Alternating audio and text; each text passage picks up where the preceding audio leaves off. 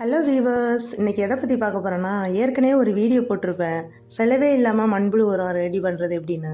அதுக்கு என்ன பண்ணணும்னா, மழை நேரத்தில் இந்த மண்புழுவெல்லாம் சேகரித்து தொட்டியில் போடணும். அது எப்படின்னு பார்க்கலாம் வாங்க. இப்போ பாருங்கள், இது வந்து வீட்டுக்கு பின்னாடி இருக்குது. அந்த கேப்பில் இருந்து மழை பெஞ்சோன்னே அந்த மண்புழுலாம் நிறைய வெளியில் ஊறிட்டு இருந்துச்சு. அது என்ன பண்ணணும், அப்படியே லேசான குச்சியை வச்சு மெதுவாக எடுக்கணும். அந்த மண்புழு மேலே குத்திடக்கூடாது. பாருங்கள் எவ்வளோ நீளமாக இருக்குது. அப்படியே தொட்டிக்குள்ளே போட்டோனுங்க. நான் 2 தொட்டி வச்சுருக்கேன். ஒன்று வந்து மண்புழு உரம் வந்து பார்க்குறீங்க இல்லையா, அது மண்புழு உரத்துக்கு வச்சுருக்கேன். இன்னொன்று வந்துட்டு இஞ்சி வச்ச தொட்டி. 2லையுமே மாற்றி மாற்றி போட்டுக்கிட்டே இருந்தேன்.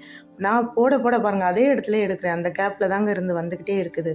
2லையும் போட்டுட்டேன்னா, முக்கியமாக நீங்கள் பார்க்க வேண்டியது வந்துட்டு எரு போடணும். இது வந்து காய்கறி குப்பையும் எருவும் போட்டிருக்கேன். நம்ம செடி வச்சுருக்கிறதுல வந்துட்டு காய்கறி குப்பை போட முடியாது இல்லையா, அதனால் எரு கண்டிப்பாக போடணும். காஞ்ச எரு அப்படி தூவி விட்டுருங்க. அது இருந்தால் மட்டும்தான் அந்த தொட்டிக்குள்ளே அது இருக்கும். ஏன்னா மழை பெய்யும் போது எரு எங்கே இருக்கோ அதை தேடி அது போக ஆரம்பிச்சிடும். ஓகேங்களா? இதை நீங்கள் ரொம்ப கவனமாக இருங்க. நீங்கள் செடி வளர்க்குற தொட்டியில் மேலே எரு போட்டிருக்கணும், இல்லை உள்ளே கூட நீங்கள் போட்டு வச்சுக்கலாம். சரிங்களா? இதை வந்து நீங்கள் கண்டிப்பாக பண்ணுங்கள். இதான் இஞ்சி செடி.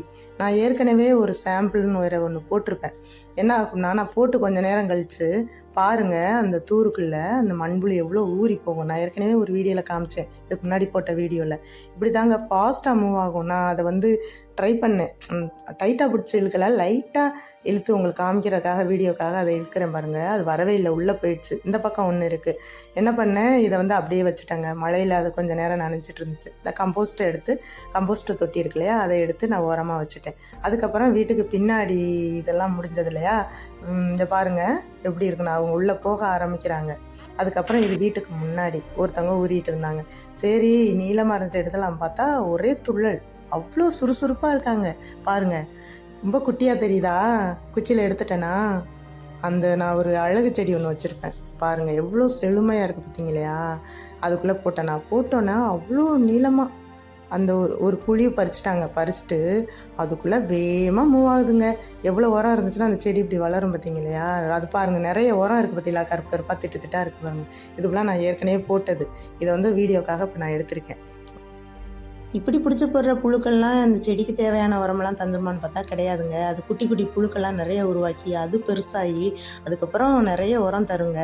அது வந்து எவ்வளோ குட்டி குட்டி புழுக்கெல்லாம் உருவாகிருக்குங்கிறத நெக்ஸ்ட் வீடியோவில் தெளிவாக சொல்கிறேன். ஓகேங்களா? நீங்களும் இதே மாதிரியே நீங்கள் செஞ்சு பாருங்கள். கண்டிப்பாக உங்கள் செடிலாம் சூப்பராக வளரும். நான் வந்து ரொம்ப நாளாக அதை ட்ரை பண்ணிட்டு தான் உங்களுக்கு சொல்கிறேன். இது என்னோடய சொந்த அனுபவங்க. நீங்களும் ட்ரை பண்ணுங்கள். ஓகே, அடுத்து ஒரு பயனுள்ள வீடியோவோட உங்களை சந்திக்கிறேன். பாய்.